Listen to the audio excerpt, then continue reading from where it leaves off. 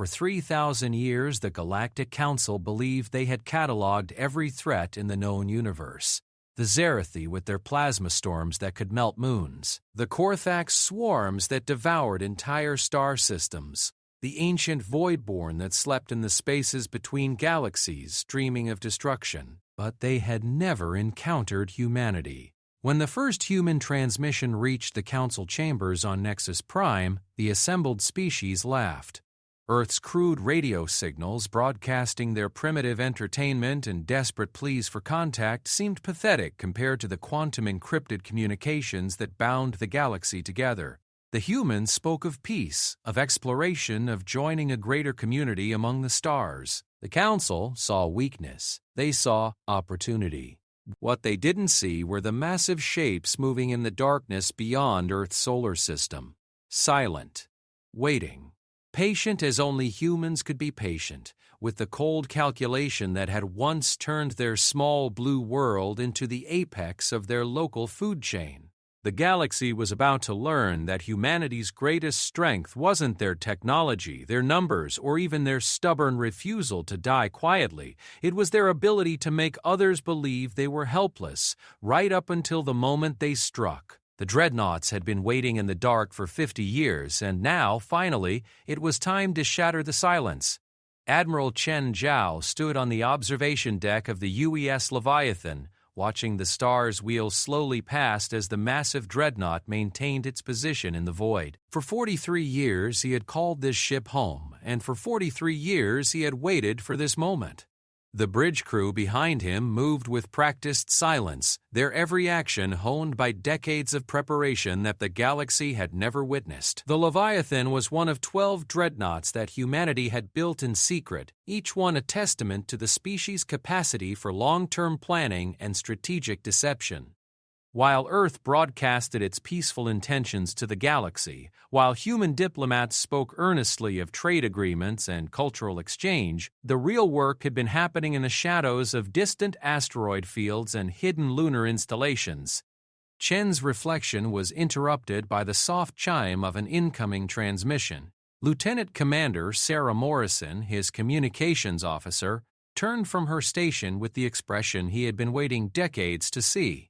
"Admiral, we're receiving confirmation signals from all dreadnought commanders. The Kraken, Behemoth, Titan, Goliath, Nemesis, Colossus, Juggernaut, Devastator, Annihilator, Destroyer, and Obliterator are all reporting ready status." Morrison's voice carried the weight of years of anticipation.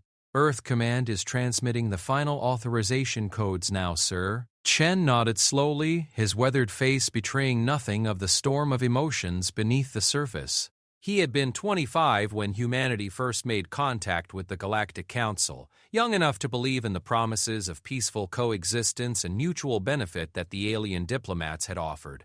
That optimism had died quickly when the true nature of galactic politics revealed itself. The Council operated on a simple principle: might made right, and newcomers were expected to know their place. Humanity's early attempts at establishing trade relationships had been met with condescending smiles and deliberately disadvantageous agreements. When human colonies began expanding beyond the Sol system, they found their chosen worlds mysteriously claimed by Council species just hours before human ships arrived. When human merchants tried to establish trade routes, their ships were boarded by Council inspectors who confiscated cargo on the flimsiest pretexts. The message was clear: humanity would serve, or humanity would be crushed.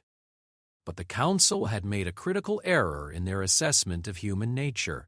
They saw Earth's relatively primitive technology and assumed weakness. They observed humanity's diplomatic overtures and mistook desperation for docility. They witnessed human settlements accepting Council jurisdiction and believed they had broken another upstart species to their will. They had no idea that every perceived capitulation was carefully calculated, that every diplomatic smile masked years of preparation, that every human colony served as both a foothold and a surveillance post. While the Council congratulated themselves on adding another servile species to their empire, humanity had been studying, learning, and building. The dreadnoughts were the culmination of that effort. Each ship stretched nearly 15 kilometers from bow to stern, their hulls forged from metamaterials that had never appeared on any human scientific publication. The reactors that powered them drew on principles that human scientists had discovered by reverse engineering captured Council technology and then improving upon it in ways their original creators had never imagined. But it wasn't just the ships themselves that represented humanity's true capabilities. It was the network they supported, the web of intelligence gathering and strategic coordination that had been decades in the making. Every human settlement in Council space served as an observation post. Every human trader collected data on shipping routes and defense installations. Every human diplomat cataloged the rivalries and weaknesses that divided the various Council species. The galaxy thought it knew humanity. It was about to learn how wrong it had been. "Admiral," Morrison called out again, "we're receiving a priority transmission from Earth Command. Fleet Admiral Rodriguez is requesting a direct conference with all dreadnought commanders." Chen activated his personal communication terminal and watched as the holographic images of his 11 counterparts materialized around him. These were the men and women who had dedicated their lives to this moment, the commanders who had spent decades preparing for a war that the rest of humanity prayed would never come. Fleet Admiral Elena Rodriguez appeared at the center of the group, her image transmitted from the hidden command center deep beneath Earth's Pacific Ocean. At 78, she was one of the few people alive who remembered the early days of First Contact, when humanity still believed the Council's promises of equality and mutual respect. "Ladies and gentlemen," Rodriguez began, her voice carrying across the quantum-encrypted channel that linked the 12 dreadnoughts, "today we begin the end of humanity's subordination. For 50 years we have endured the Council's condescension, their exploitation, their casual cruelty toward our species. We have smiled when they cheated us, bowed when they humiliated us, and thanked them when they allowed us the scraps from their table." She paused, letting her words sink in. Around the holographic conference table, 11 of humanity's finest military minds waited for the order that would change everything. That ends today. As we speak, Council forces are mobilizing for what they believe will be a final solution to the human problem. Their intelligence services have convinced them that our recent colonial expansion represents a threat that must be eliminated. They plan to make an example of us, to show the galaxy what happens to species that forget their place. The Council's arrogance was breathtaking, even after all these years. They were so convinced of their own superiority that they couldn't conceive of humanity as anything more than a minor irritation to be swatted aside. Intelligence reports indicate that the Council is assembling a punitive fleet of over 3,000 vessels, Rodriguez continued. They expect this to be a simple extermination mission, a demonstration of Council power that will cow any other species that might harbor rebellious thoughts. They have no idea what they're about to face. Admiral Kenji Nakamura, commander of the UES Kraken, leaned forward. "What are our orders, ma'am?" Rodriguez's smile was sharp as a blade. "The Council fleet will reach the outer edge of the Sol system in approximately 72 hours. They will find Earth apparently defenseless, protected only by the handful of outdated patrol ships that our public records indicate represent the entirety of our Space Force. When they move in for what they expect to be an easy kill, they will discover that humanity has been preparing for this day since the moment we first encountered their cruelty." She gestured to a tactical display that appeared in the center of the conference table. It showed the Sol system and the surrounding space marked with the positions of the 12 dreadnoughts and their supporting fleets. Phase 1 begins immediately. All dreadnoughts will take position along the approach vectors that Council forces are most likely to use. You will maintain complete communication silence and full stealth protocols until the enemy fleet commits to their attack run. Let them think they've caught us sleeping. Admiral Marcus Webb, commander of the UES Behemoth, studied the tactical display. "What about our colonies? The Council has garrison forces on most of our settled worlds." "Phase 2 will commence simultaneously with Phase 1, Rodriguez replied. "Our sleeper agents embedded within the colonial populations have been activated. Every Council garrison will find itself facing a coordinated uprising supported by weapons caches that have been in place for decades. The Council believes our colonists are docile farmers and miners. They're about to discover that every human settlement has been preparing for war. Chen found himself thinking of his daughter Maya, who had volunteered for the colonial program 15 years ago. She was currently living on Kepler 442b under Council oversight, working as a xenobiologist studying the planet's ecosystem. The Council garrison there had no idea that Maya was actually a trained saboteur with intimate knowledge of their defense systems, or that the research station she worked at concealed enough firepower to level their command center. The key to success, Rodriguez continued, will be coordination and timing. The Council must believe they are facing spontaneous rebellion, not coordinated resistance. When their reinforcements arrive to suppress the colonial uprisings, they must find our dreadnoughts waiting for them. Only then will they understand that this was never about random human aggression. This is about strategic superiority. Admiral Sarah Chen, commander of the UES Titan, raised a concern.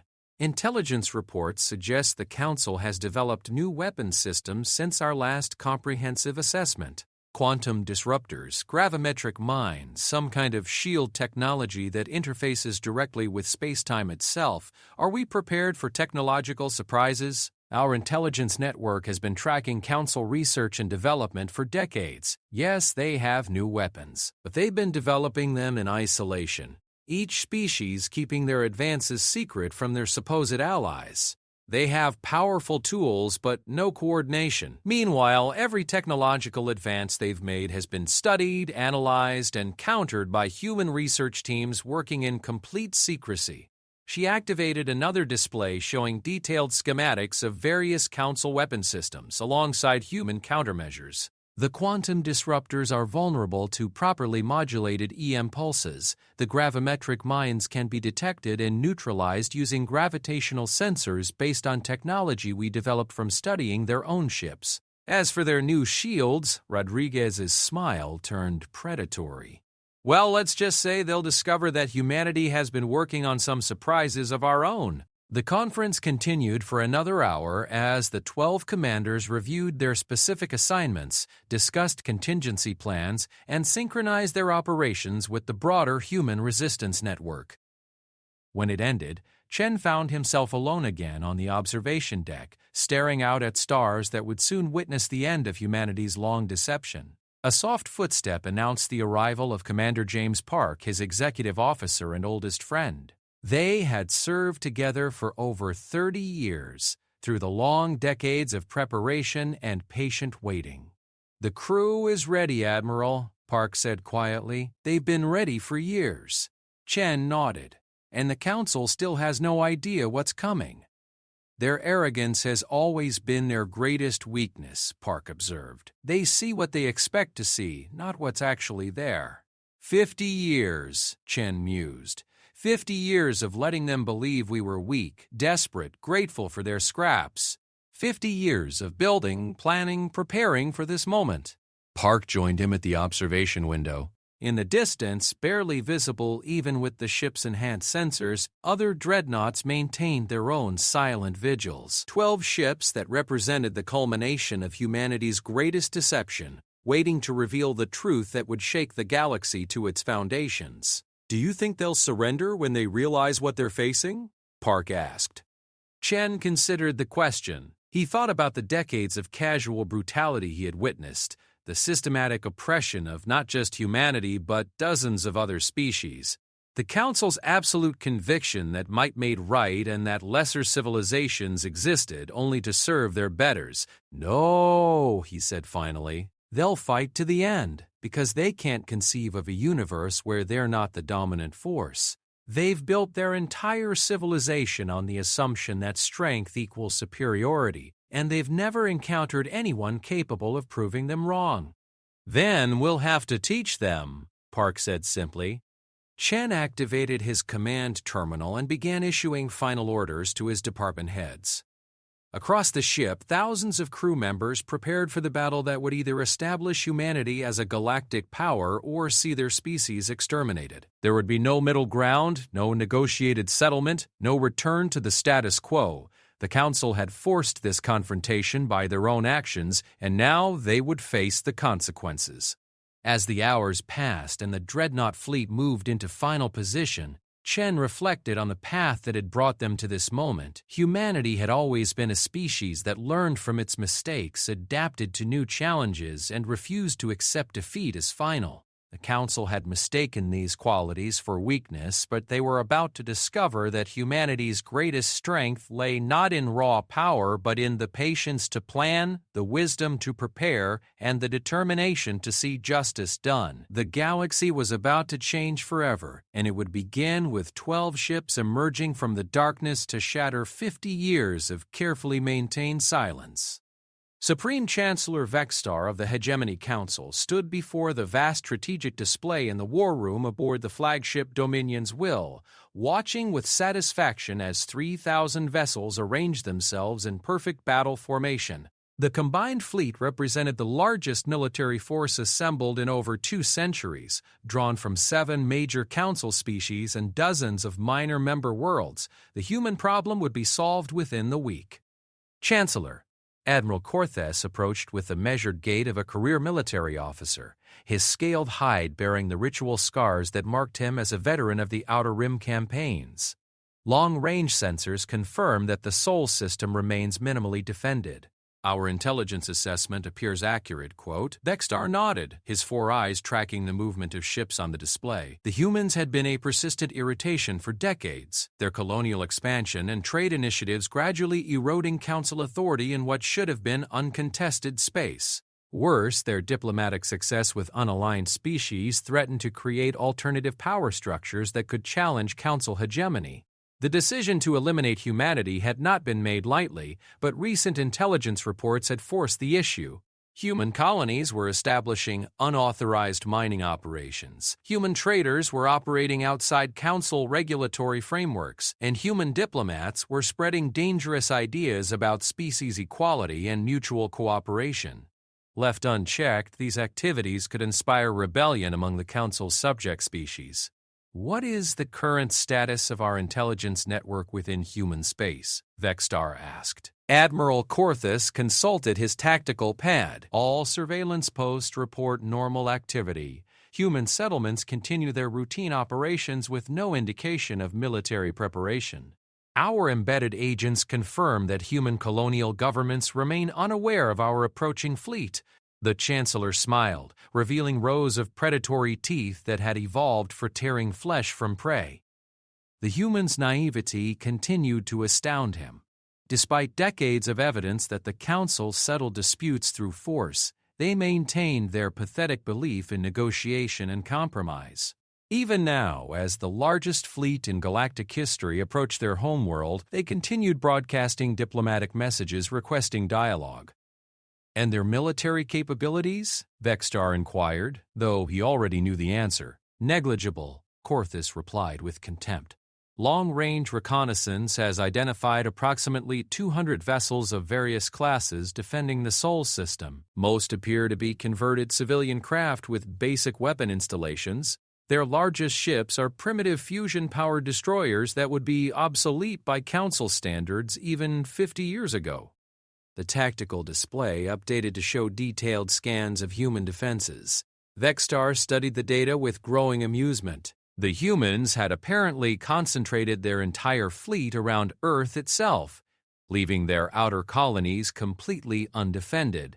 It was exactly the kind of amateur mistake he had expected from a species that had never faced a real military threat. Their formation is particularly telling, Corthes continued. They've arranged their ships in a defensive sphere around their homeworld, which suggests they plan to make a final stand rather than attempting strategic withdrawal.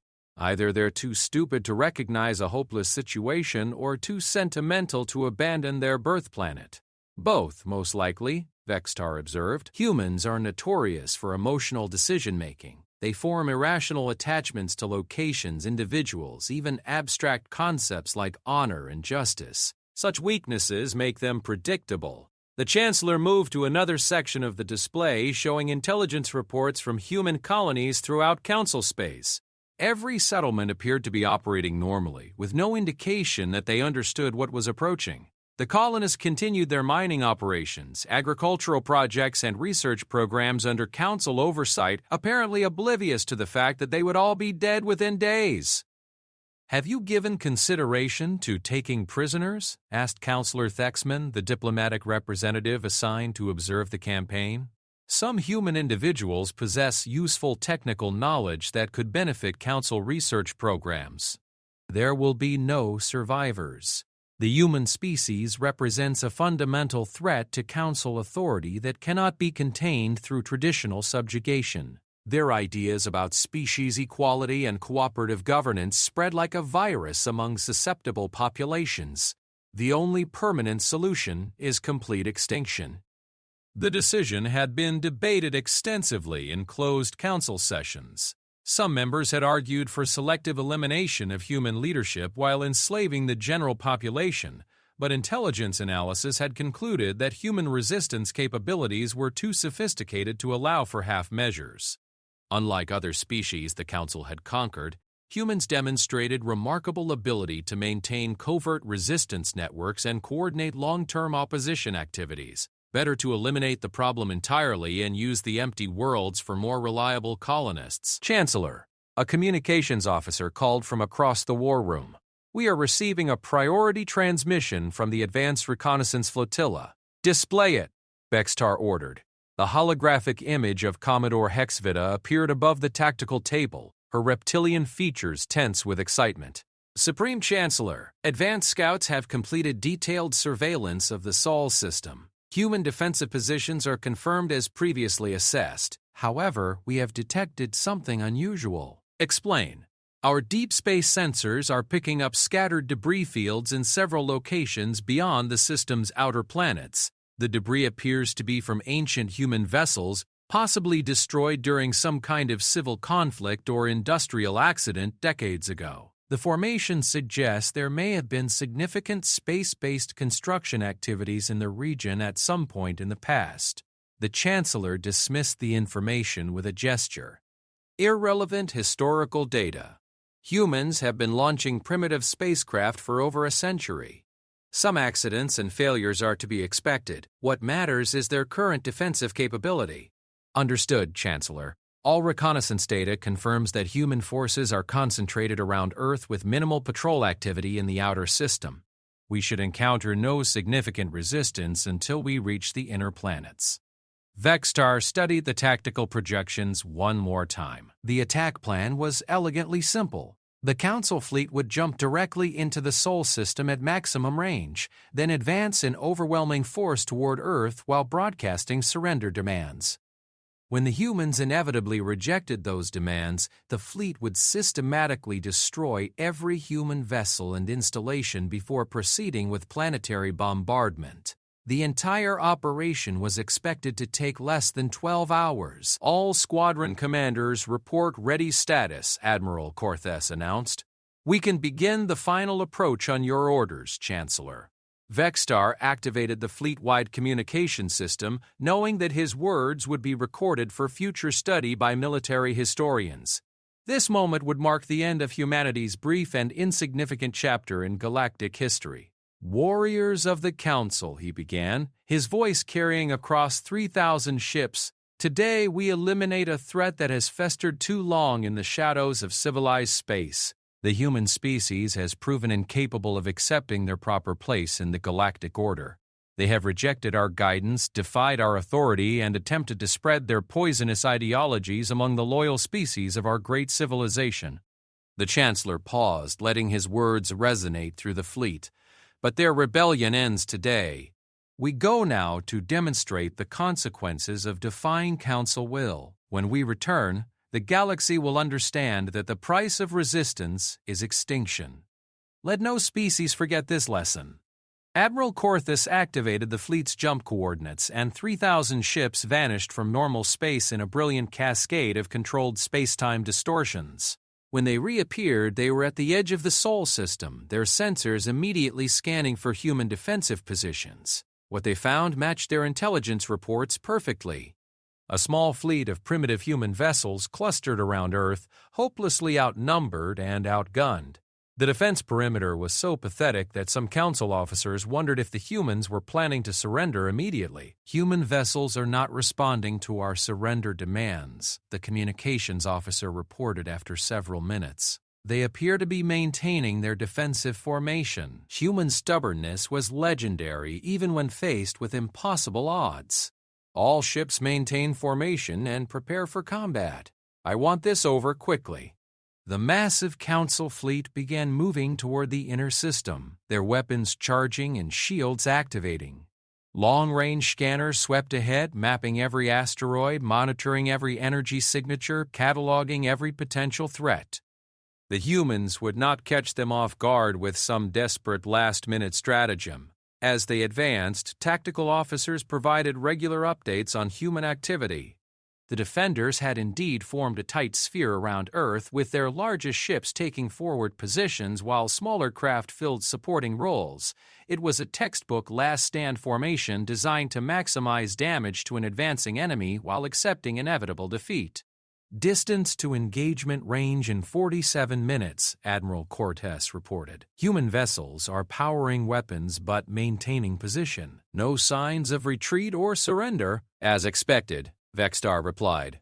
"Humans are nothing if not predictable in their rationality." The Chancellor studied the tactical display, noting how the human formation left their flanks completely exposed.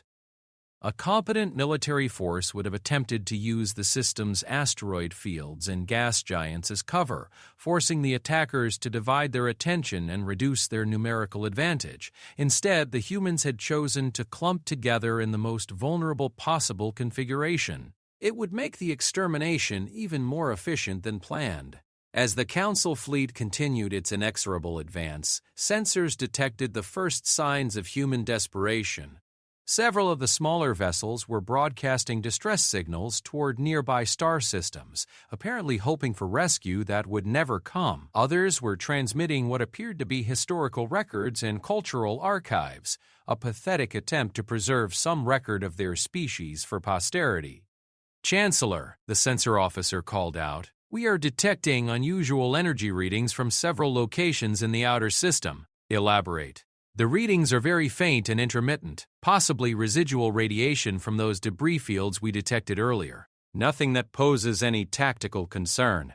"Continue monitoring," the Chancellor ordered, though his attention remained focused on the primary target. Whatever was generating those energy readings was clearly irrelevant to the battle ahead. The only thing that mattered was the human fleet waiting around Earth, and that fleet was about to be annihilated. Time passed slowly as the distance closed. Council ships reported ready status across all systems. Weapon batteries were charged, shields were operating at maximum efficiency, and targeting computers had locked on to every human vessel in the system. When the attack began, it would be swift and absolute. 30 minutes to optimal firing range, Admiral Cortez announced. Vexstar activated his personal communication system to record a message for the Council archives. "This is Supreme Chancellor Vexstar, commanding the punitive expedition against the human species. We are approaching final engagement range with the last organized human resistance. Their defensive formation confirms intelligence assessments of their primitive military doctrine. Complete species extinction should be achieved within 8 hours of initial contact." He closed the recording and returned his attention to the tactical display. The humans continued to hold their position around Earth, showing no signs of the panic or desperation he had expected. Either they were remarkably disciplined for primitives, or they were simply too stupid to understand what was about to happen to them. Either way, they would be dead soon enough. "Chancellor," the sensor officer called again, his voice carrying a note of confusion, "those energy readings in the outer system are getting stronger. We're detecting multiple sources now, distributed throughout the region." Vexstar frowned. "What kind of energy signatures?" "The patterns don't match any known power source in our databases, but the readings are definitely artificial in origin." "Could they represent some kind of human weapon system?" Admiral Cortez asked. The sensor officer shook his head. "Impossible, sir. The signatures are coming from locations where our reconnaissance flights detected only debris fields. There are no intact vessels or installations in those areas." Vexstar dismissed the concern with a gesture. Continue monitoring but maintain focus on the primary objective. Whatever those readings represent, they cannot significantly impact our mission. The Chancellor had not risen to his position by allowing minor anomalies to distract him from strategic objectives. The Council fleet had overwhelming numerical and technological superiority over any force the humans could field. Even if they had some kind of secret weapon hidden in the outer system, it would be too little, too late. 15 minutes to engagement range, Cortez reported. All squadrons confirm readiness. We await your orders to begin the final attack. Vexstar studied the human formation one last time, memorizing the details for his post-battle report. Future military historians would want to understand exactly how the humans had chosen to make their final stand. The formation was actually quite well organized for primitives, showing better tactical awareness than he had expected. Not that it would matter. In 15 minutes, every human ship would be destroyed and the galaxy would finally be free of their troublesome ideologies. Begin final approach, he ordered. All squadrons advance to attack positions. Prepare to demonstrate the price of defying the Council. As 3,000 ships moved toward Earth, their sensors focused ahead on the human fleet. None of them noticed the massive shapes beginning to move in the darkness behind them. The energy signatures in the outer system continued to strengthen, but they remained dismissed as irrelevant anomalies by officers whose attention was fixed on the glorious victory that awaited. Admiral Chen Zhao watched the Council fleet approach on his tactical displays, their formation a perfect example of overwhelming force applied without subtlety. 3,000 ships advancing in rigid battle order, confident in their numerical superiority and utterly unaware that they were walking into the most carefully prepared trap in galactic history. All dreadnoughts report stealth systems operating at optimal efficiency, Commander Park announced from his position at the tactical station. Council sensors show no indication they've detected our presence. While Council scanners saw only empty space and debris fields, the enhanced sensors aboard the Leviathan revealed 12 massive human dreadnoughts positioned in a careful formation that would envelop the approaching enemy fleet once they committed to their attack on Earth. For 47 years, human engineers had scattered carefully crafted debris throughout the outer Sol system, creating the appearance of ancient accidents and failed construction projects. Each debris field concealed a dreadnought, their stealth systems powered down to the absolute minimum needed to avoid detection while their crews waited with the infinite patience that had become humanity's signature trait. Signal from Earth Command, Lieutenant Commander Morrison reported. Admiral Rodriguez confirms that all colonial uprisings are proceeding on schedule. Council garrison forces are reporting widespread rebellions across 37 human settlements. What's the status of those uprisings? Chen asked. Better than expected, sir. The Council apparently never suspected that our colonists were anything more than farmers and miners.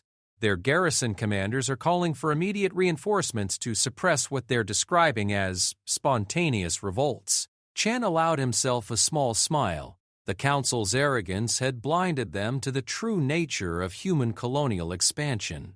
Every settlement had been established with dual purposes, the obvious economic activities that justified their existence, and the covert military preparations that had been their true objective. Human colonists had spent decades studying Council military procedures, mapping garrison installations, and stockpiling weapons under the cover of routine industrial activities. When the activation codes went out, farmers became saboteurs, miners became demolition experts, and research scientists became intelligence operatives. The Council garrisons found themselves facing coordinated attacks from populations they had dismissed as harmless civilians. Council fleet has reached optimal engagement range with Earth's defenders, Park announced. They're beginning their attack run. Chen watched as the massive enemy formation began its final approach toward Earth. The human ships defending the homeworld were indeed primitive by galactic standards, exactly as advertised. They were crewed by volunteers who knew they were facing impossible odds. Men and women who had accepted their role as bait in humanity's greatest deception. All dreadnoughts confirm ready status, Morrison reported. Weapon systems charged, targeting solutions locked. Awaiting your orders, Admiral. Chen activated the fleet-wide communication system that linked all 12 dreadnoughts. The faces of his fellow commanders appeared on his tactical display, each one showing the same mixture of anticipation and cold determination that he felt himself. Ladies and gentlemen, Chen began, we are about to reveal humanity's true face to the galaxy. For 50 years, we have let them believe we were weak, desperate, grateful for their scraps. Today, they learn the price of that mistake. He paused, watching as the Council fleet opened fire on Earth's defenders. The first human ships began to die, their crews sacrificing themselves to maintain the illusion until the very last moment. Remember, Chen continued, our objective is not just military victory. We need to send a message that will resonate throughout the galaxy. The age of Council supremacy ends today, but what replaces it depends on how completely we demonstrate humanity's capabilities. Admiral Nakamura leaned forward. What are our rules of engagement, Admiral? Chen had anticipated this question. The decision had been made years ago by Earth's leadership, debated extensively by philosophers, military strategists, and moral authorities. The conclusion had been unanimous, if difficult. No quarter. Chen replied. The Council chose extinction warfare when they decided to eliminate our entire species. We respond in kind. Every Council ship in this system dies today. The commanders nodded grimly. None of them took pleasure in the necessity, but all understood the strategic reality. The Council's decision to attempt genocide had eliminated any possibility of negotiated settlement. This was no longer about territorial disputes or trade agreements. This was about survival, and only one side would leave the Sol system alive. Admiral, Morrison called out urgently, Council fleet is commencing bombardment of Earth's defenders. Human casualties are mounting rapidly. Chen felt the familiar cold anger settle over him as he watched human ships die on his tactical display. Those crews had volunteered for this mission knowing it was suicide, understanding that their sacrifice was necessary to maintain the deception until the last possible moment.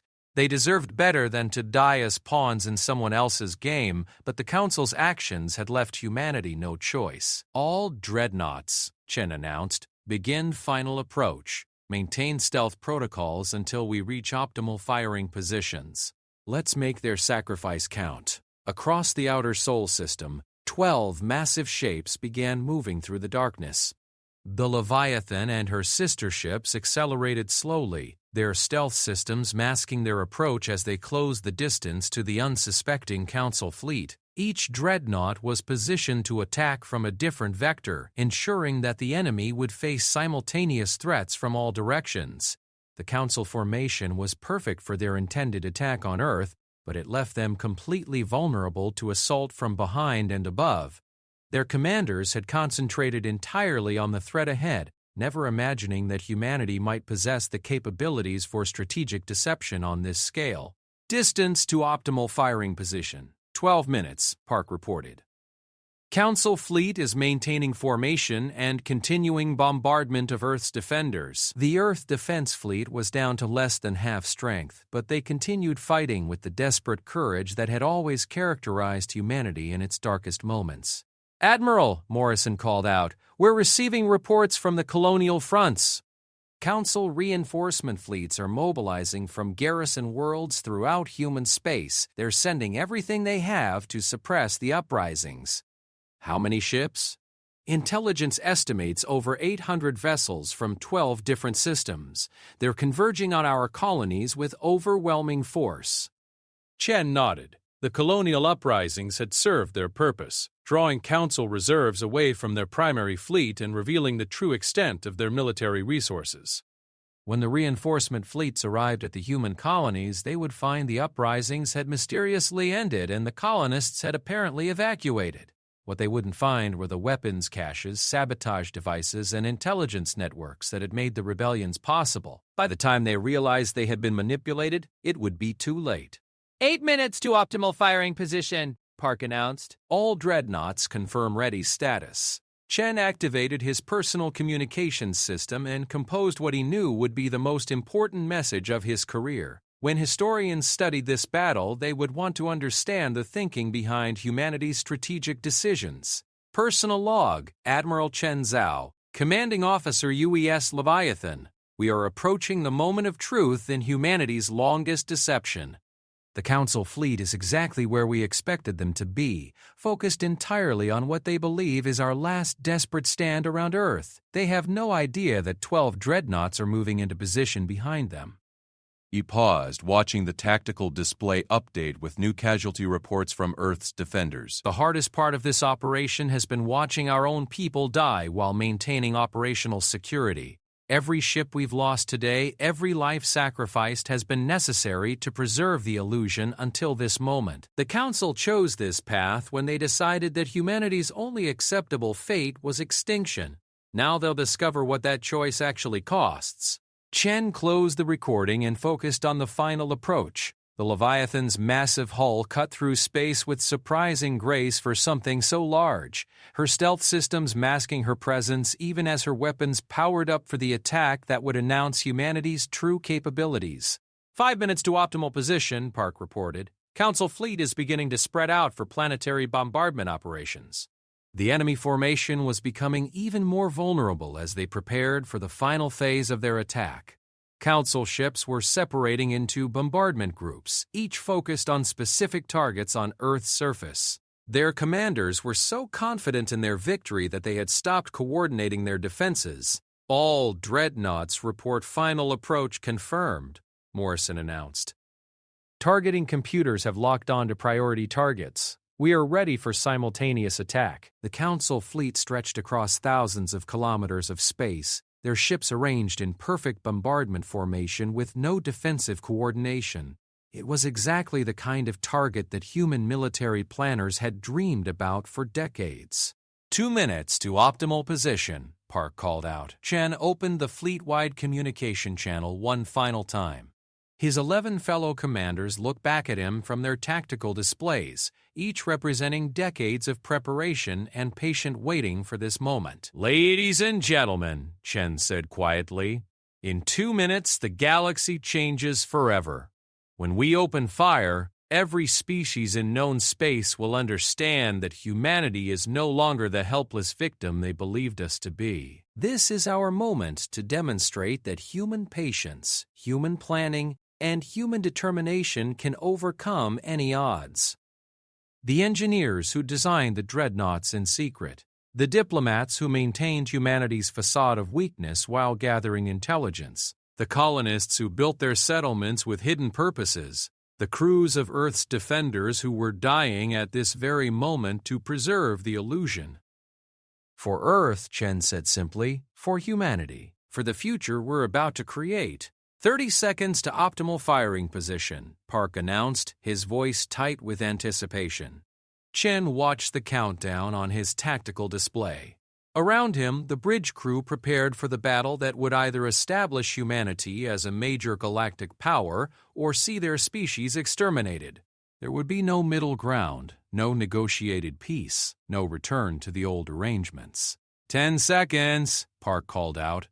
Chen placed his hand on the firing control, knowing that his next action would echo through history. The Council had forced this confrontation through their own arrogance and cruelty. Now they would face the consequences of underestimating a species that had learned to hide its strength behind apparent weakness. Firing position achieved, Park announced. All dreadnoughts confirm ready status. Chen activated the fleet-wide communication system for the last time. When he spoke, his words would be transmitted to 12 dreadnoughts positioned around the Sol system, each one preparing to reveal humanity's true capabilities. "All ships," he said calmly, "commence firing. Let them see what we've been building in the dark." 12 dreadnoughts simultaneously dropped their stealth systems and opened fire with weapons that the galaxy had never seen before. The space around the Sol system erupted in light as humanity finally shattered the silence it had maintained for 50 years. Supreme Chancellor Vexstar felt the deck of the Dominion's will shudder beneath his feet as proximity alarms screamed throughout the flagship's bridge. The tactical display that had shown a perfectly executed attack formation just moments before now blazed with impossible readings as massive energy signatures materialized from empty space in all directions around the Council fleet. "Report!" he roared, his four eyes darting between displays that showed his carefully ordered battle formation dissolving into chaos. "Multiple contacts!" Chancellor, the sensor officer shouted over the cacophony of alarms. 12 massive vessels have appeared around our formation, displacement suggesting lengths of over 14 kilometers each. They've dropped some kind of advanced stealth system and are opening fire with unknown weapon types. The main tactical display updated to show the true situation, and Vextar felt something he had not experienced in over a century of military service: genuine terror. The Council fleet, spread out for bombardment operations against Earth, found itself trapped inside a carefully constructed kill zone. Human dreadnoughts had materialized at optimal firing positions, their weapons already locked onto priority targets. "Impossible," Admiral Corthus whispered, staring at the display. "Our long-range sensors swept this entire system." There were no large vessels present. Candidates Council formation. Peace to other deadlines. 2009. We're cut to the journey of the dreadnoughts were cut off as the first wave of human weapons fire reached the Council formation. They punched through the flagship shields as if they were decorative lights, carving massive wounds in the hull before the deflector systems could even register the attack. "Shields down to 30%, the defensive systems officer called out. "Hull breaches on decks 40 through 60. Those weapons are operating on principles we don't understand." Vextar forced himself to focus on the tactical situation despite the growing chaos around him. The human dreadnoughts were firing from positions that created overlapping fields of destruction, each ship covering the others while maximizing damage to the trapped Council fleet. It was a level of tactical sophistication that he had not believed humans capable of achieving. "All ships execute emergency scatter protocol," he commanded. "Break formation and engage the human vessels with maximum firepower." But even as the orders went out, Vextar could see that the Council fleet was already taking catastrophic losses. Human weapons continued to tear through ship after ship, their energy output suggesting power generation capabilities that exceeded Council estimates by orders of magnitude. Worse, the dreadnoughts themselves seemed immune to return fire, their shields absorbing directed energy weapons and kinetic projectiles with casual indifference. "Chancellor!" Admiral Corthus approached with blood streaming from a head wound. "We're receiving damage reports from throughout the fleet. Over 400 ships have been destroyed in the first 90 seconds of engagement. Our weapons appear to be ineffective against human defensive systems." Vextar stared at the tactical display, watching as another wave of Council vessels died under the precise fire of the human dreadnoughts. This was not the primitive resistance he had expected. This was military technology that surpassed Council capabilities in every measurable category. "How is this possible?" he demanded. "Our intelligence indicated that humans possess only outdated fusion technology and basic energy weapons. Those are not primitive vessels. The power signatures alone suggest reactor technology beyond our current capabilities, and their weapon systems are operating on principles that our scientists claimed were theoretically impossible."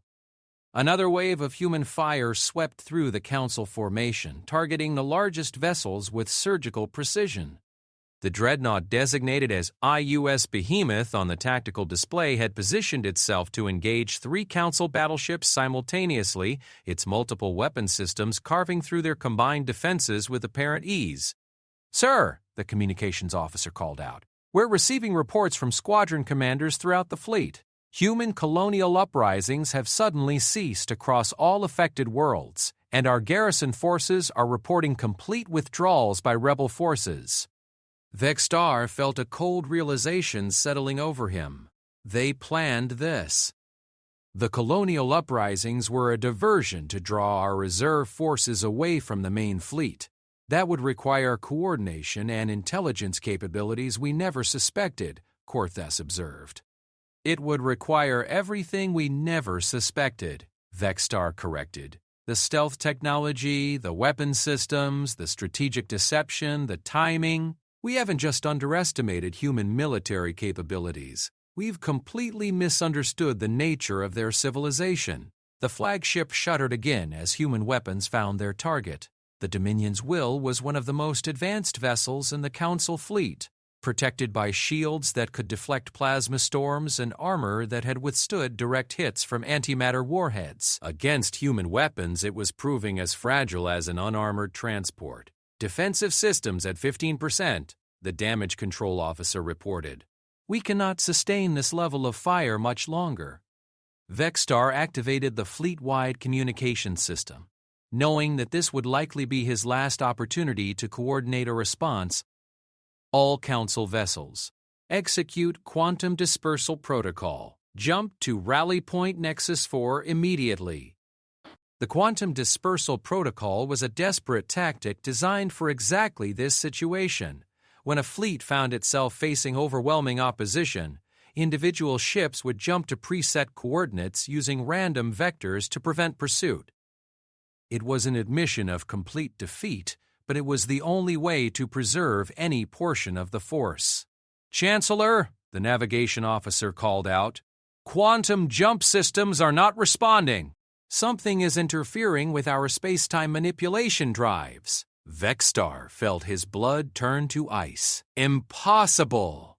Nothing can prevent quantum jumps on this scale. Nevertheless, sir, all attempts to initiate jump sequences are failing. We appear to be trapped in this system. The implications hit Vexstar like a physical blow. The humans had not only prepared this ambush with impossible precision, they had found a way to prevent strategic withdrawal.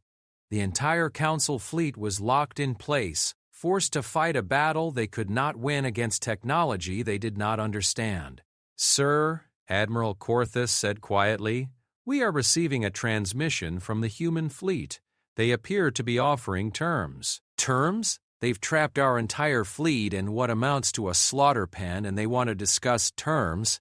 Vexstar considered the situation. His fleet was being systematically destroyed by an enemy that had revealed capabilities beyond anything in Council experience. Standard military doctrine called for negotiation when facing impossible odds, but accepting human terms would mean acknowledging that the Council's entire understanding of galactic power structures had been fundamentally wrong. "Put them through," he decided. "Let's hear what they have to say." The main display cleared to show the image of a human figure standing on what appeared to be the bridge of one of the massive dreadnoughts. He was older than Vexstar had expected, with gray hair and wearing a military uniform that suggested high rank. Most surprisingly, his expression was calm rather than triumphant. "Supreme Chancellor Vexstar," the human began, "I am Admiral Chen Zhao, commanding officer of the United Earthship Leviathan. I believe we need to discuss the current situation." "Admiral," Vexstar replied, forcing himself to maintain diplomatic composure despite the chaos surrounding him. "Your forces have demonstrated remarkable capabilities. However, you should understand that destroying this fleet will bring the full weight of Council military power down upon your species." Chen's expression didn't change. "Chancellor, with respect, I don't think you understand your current position. This system is currently surrounded by gravitational distortion fields that prevent quantum jumping. Your fleet cannot leave until we allow it. Moreover, our intelligence networks have been monitoring Council military dispositions for decades. We know exactly what forces you have available, and we've planned accordingly." The human paused, letting his words sink in. "As we speak, Council reinforcement fleets throughout human space are finding their target colonies mysteriously evacuated. Your garrison forces have lost contact with rebel elements that seem to have vanished as completely as they appeared. Meanwhile, your intelligence services are discovering that their data on human capabilities has been systematically falsified for over 40 years. Vexstar felt the deck shake again as more Council ships died under human fire. "What are your terms?" "Unconditional surrender of all Council forces in this system," Chen replied immediately. "Your crews will be treated according to civilized standards of warfare, but your ships and weapons will be confiscated. You will then serve as our envoys to the Council." carrying a message about humanity's actual place in galactic affairs. And if we refuse, Chen's expression remained unchanged. Then this engagement continues until every council vessel in the system is destroyed. Your choice, Chancellor. Vextar looked around the bridge of his flagship, taking in the damage reports, casualty updates, and system failures that painted a picture of imminent defeat. The human admiral was offering terms that would preserve the lives of his crews while accomplishing his strategic objectives.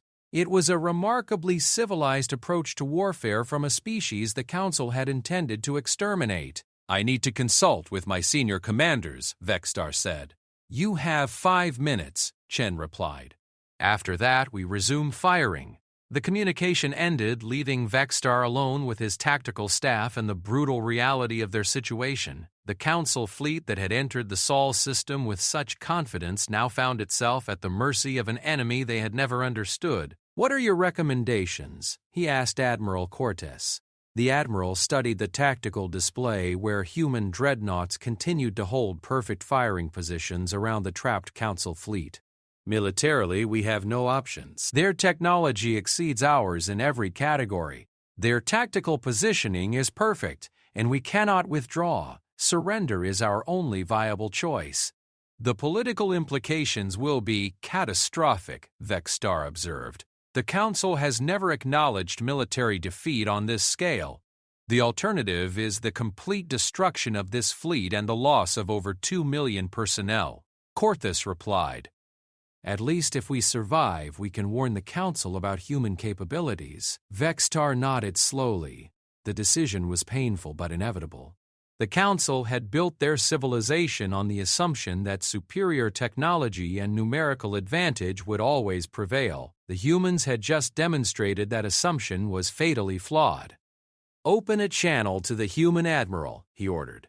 Chen's image reappeared on the main display, his expression still showing the same calm professionalism that had characterized their previous exchange.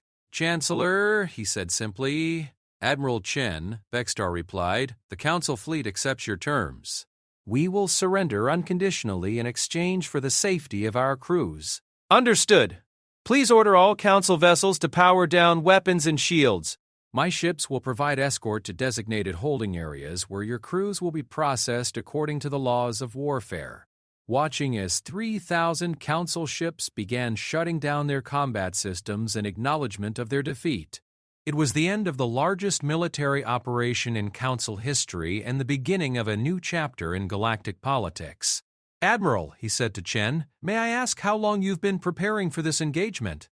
"Chancellor, we've been preparing for this day since the moment your species first demonstrated that peaceful coexistence was impossible. Every diplomatic slight, every unfair trade agreement, every act of casual cruelty toward human colonies has been carefully catalogued and answered.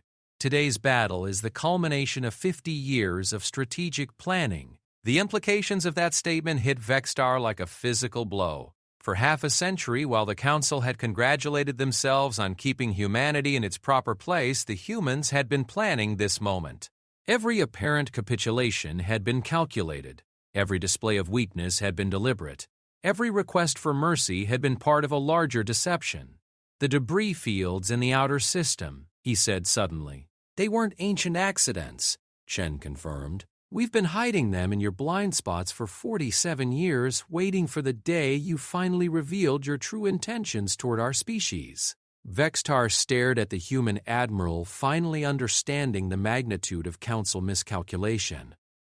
They had not simply underestimated human military capabilities. They had completely failed to comprehend human strategic thinking, human capacity for long-term planning, and human ability to maintain operational security over multiple decades. "What happens now?" he asked. Chen's expression became serious. "Now, Chancellor, you help us deliver a message to the Council. The age of casual oppression is over. From this day forward, humanity takes its place as an equal among the galactic powers, and any species that cannot accept that reality will face the consequences of their choice. As Council ships powered down around them and human dreadnoughts moved into escort positions, Vextar realized that he was witnessing the end of one era and the beginning of another. The galaxy would never be the same. 6 months after the Battle of Sol, Admiral Chen Zhao stood before the assembled representatives of 47 species in the Grand Chamber of Nexus Prime, the former seat of Council power, now transformed into something unprecedented in galactic history. A truly representative governing body where species were judged by their contributions rather than their military strength. The changes had come faster than anyone had predicted. Word of the Council fleet's total defeat had spread through hyperspace communication networks within days, followed quickly by detailed recordings of the battle that left no room for doubt about humanity's technological superiority. Species that had suffered under Council oppression for centuries suddenly found themselves free to speak, to trade, to govern themselves without fear of retaliation. The old order had not died quietly. Hardline Council factions had attempted to rally support for a renewed offensive against humanity, calling the defeat at Sol a temporary setback that could be overcome through superior numbers and determination. Those voices had fallen silent when human intelligence networks began releasing decades of recorded communications between Council leaders, documenting in their own words the casual cruelty, systematic oppression, and contempt for lesser species that had characterized their rule. But the final blow to Council authority had come not from human weapons or intelligence revelations, but from the simple fact that humanity had kept its word. The captured Council crews had been treated with scrupulous correctness, their wounded had received the best medical care available, and when prisoner exchanges were negotiated, they had been returned to their home worlds unharmed and with full knowledge of how they had been defeated. That act of mercy had done more to establish human credibility than any military victory could have achieved. Species throughout the galaxy began to understand that humanity offered something the Council never had, the possibility of civilization based on mutual respect rather than fear. Chen listened as the Galactic Assembly, as the new governing body had chosen to call itself, debated the final details of the Charter of Species Equality. The document represented everything humanity had fought for: recognition of the inherent rights of all sentient beings, establishment of trade agreements based on mutual benefit rather than exploitation, and creation of collective defense treaties that protected smaller species from aggressive neighbors. The representative from Kepler, 438b, has the floor, announced Ambassador Sarah Chen, Admiral Chen's daughter, who had emerged from her cover as a colonial xenobiologist to become one of humanity's most effective diplomats. The tall, crystalline being that rose from the Kelith delegation shimmered with emotional colors as it spoke. The Kelith Republic wishes to express its gratitude to the human delegation for their patience in helping us understand these new concepts of voluntary cooperation. For 800 years, our species has known only the choice between submission and extinction. The idea that we might participate in galactic affairs as equals remains difficult to fully comprehend. Chen felt a familiar mixture of satisfaction and sadness as he watched the proceedings. The victory at Sol had accomplished everything humanity had hoped for strategically, but it had also revealed the full extent of Council oppression throughout the galaxy. Species like the Kelith had been so thoroughly broken by centuries of subjugation that they required careful rehabilitation before they could participate meaningfully in their own governance. "If I may respond," Ambassador Chen said from her position at the human delegation table, "the Kelith Republic brings unique perspectives and capabilities that enrich all of our deliberations. Your species' natural ability to process quantum mathematics has already revolutionized our understanding of faster-than-light communication. We are honored to work alongside you as equals." The Kelith representative's crystalline form shifted through spectrum of colors that Chen's translation software identified as profound gratitude mixed with cautious hope. It was an expression he had seen repeatedly over the past 6 months as formerly oppressed species slowly learned to believe in their own worth. "Admiral Chen," a familiar voice called from across the chamber. Supreme Chancellor Vexstar, now serving as an official observer rather than a ruler, approached with the measured gait that Chen had learned to associate with someone still adjusting to dramatically changed circumstances. "Chancellor," Chen replied cordially, "how are your people adapting to the new arrangements?" Vexstar's 4 eyes showed the complex mix of emotions that had become his constant companion since the surrender. "Better than I had expected, if I'm being honest.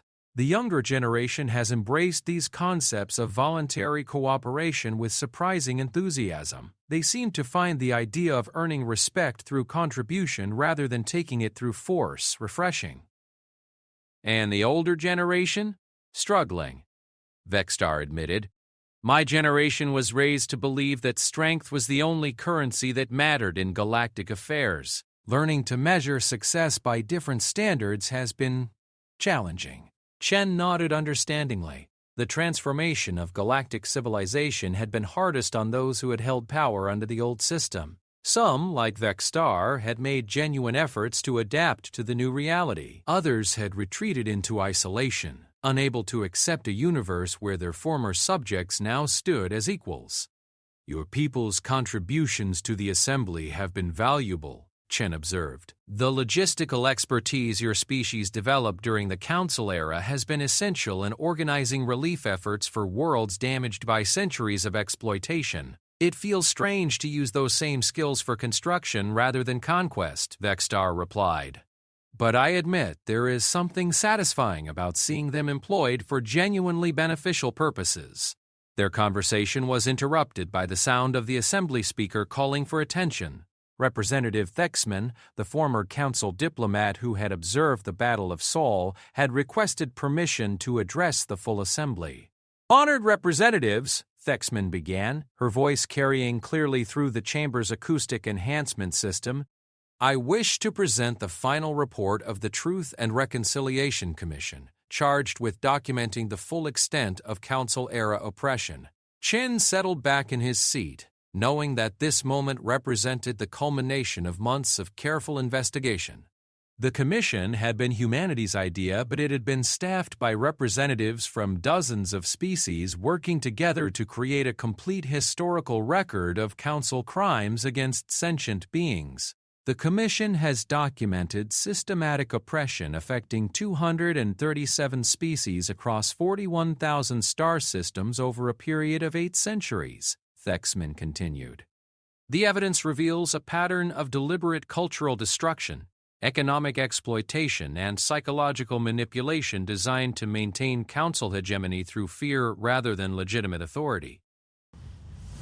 She paused, letting the magnitude of those numbers sink in. However, the Commission also wishes to acknowledge the remarkable restraint shown by human forces during and after the Battle of Sol. Despite possessing overwhelming military superiority and just cause for vengeance, humanity chose to pursue justice through peaceful means and reconstruction rather than retribution. A murmur of agreement rose from the assembled delegates. Chen felt a quiet pride in that recognition, knowing how difficult it had been to convince some human leaders that mercy was strategically preferable to revenge. The Commission therefore recommends that this assembly officially recognize the Battle of Sol as the beginning of a new era in galactic civilization, Thexman concluded, not as a victory of one species over another, but as the moment when the galaxy chose cooperation over domination. As Chen watched representatives from dozens of species formally acknowledge humanity's role in their liberation, he reflected on the long journey that had brought them to this moment. The years of patience, the decades of preparation, the careful balance between strength and restraint that had made peaceful transformation possible. Admiral Ambassador Sarah Chen approached after the session ended. "We've received word from Earth. The Senate has approved funding for the next phase of dreadnought construction, but they're requesting modifications to the original specifications." "What kind of modifications?" "They want to redesign the ships for exploration and research rather than pure military operations. The new vessels would retain defensive capabilities, but their primary mission would be to map unknown regions of the galaxy and establish first contact with unaligned species." Chen smiled. It was exactly the kind of decision that demonstrated humanity's commitment to its stated ideals. The dreadnoughts had served their purpose as instruments of war, but in the new galactic order they would be transformed into tools of discovery and peaceful expansion. What does Earth Command think about the proposal? Admiral Rodriguez supports it completely, Sarah replied. Her exact words were that humanity spent 50 years preparing for war, and now it's time to spend the next 50 years building peace. Rodriguez had led humanity through its most dangerous crisis, and now she was showing the same wisdom in guiding the transition to peace that she had demonstrated in preparing for war. There's something else, Sarah continued. We've received formal requests from 18 species asking for human assistance in establishing their own deep space exploration programs. They want to participate in mapping the galaxy, but they need our technical expertise and logistical support. Joint exploration missions? Exactly. Combined crews, shared technology, collaborative research programs. It would be the largest cooperative venture in galactic history. 6 months ago, humanity had stood alone against a galaxy that saw them as an inferior species to be exploited or eliminated. Now, they were being asked to lead a cooperative effort that would reshape galactic civilization through peaceful exploration rather than military conquest. What's our response? Aries, enthusiastic, pretty. The Senate sees it as an opportunity to demonstrate that human leadership means service to the galactic community rather than domination over it. As the two of them walked through the corridors of Nexus Prime, Chen marveled at the changes that had transformed the former Council stronghold. Where once species had walked in fear of offending their overlords, now they moved with confidence and dignity. Where conversations had once been carefully guarded exchanges designed to avoid giving offense to superior powers, now they were animated discussions between equals, working toward common goals. Admiral, Sarah said as they reached the human delegation's offices, do you ever wonder what would have happened if the Council had chosen differently?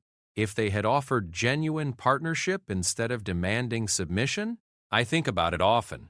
The Battle of Seoul was necessary to break the cycle of oppression, but it came at a tremendous cost. Millions of people died because the Council couldn't imagine a universe where they weren't the dominant power. Do you think we made the right choice, revealing our capabilities so dramatically?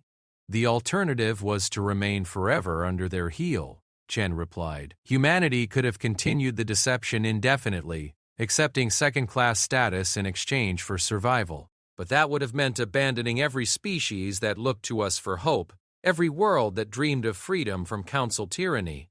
He gestured toward the main corridor where representatives from dozens of species worked together on projects that would have been impossible under the old system. This is what we fought for. Not human dominance, but the opportunity for every species to reach its full potential. As Chen settled into his office to review the day's reports, he found a message waiting from an unexpected source. Captain Maya Chen, his daughter who had served as a covert operative on Kepler 442b, was requesting permission to establish the first joint human-alien research station in the Andromeda Approach region. The proposal was ambitious, a fully integrated facility where scientists from multiple species would work together to study the galaxy's most mysterious phenomena. It would be staffed by volunteers from 20 different worlds, powered by human reactor technology, and protected by defensive systems that represented the best of galactic engineering knowledge. Most importantly, it would serve as a symbol of what the new galactic order could accomplish when species worked together as equals rather than competing for dominance. Chen approved the proposal immediately. 6 months ago, humanity had shattered the silence of 50 years with weapons that announced their true capabilities to a galaxy that had underestimated them. Today, they were beginning to build something that had never existed before. A galactic civilization based on mutual respect, shared knowledge, and the revolutionary idea that strength should be used to protect rather than oppress. The dreadnoughts still maintained their silent vigil in the depths of space, ready to defend the freedom they had won. But increasingly, their role was becoming ceremonial as the galaxy learned to settle disputes through negotiation rather than force. Chen looked out through his office window at the stars beyond Nexus Prime, knowing that human ships were already carrying the first joint exploration missions toward unknown regions where new wonders waited to be discovered. The age of conquest was ending, and the age of exploration was beginning. Humanity had spent 50 years preparing to reveal its true strength. Now it would spend the next 50 years proving that the greatest strength of all was knowing when not to use it. The galaxy had believed Earth was powerless until the dreadnoughts shattered the silence. Now it would discover that humanity's real power lay not in its weapons but in its vision of what the universe could become when sentient beings chose cooperation over conquest, understanding over oppression, and hope over fear. The age of exploration had begun.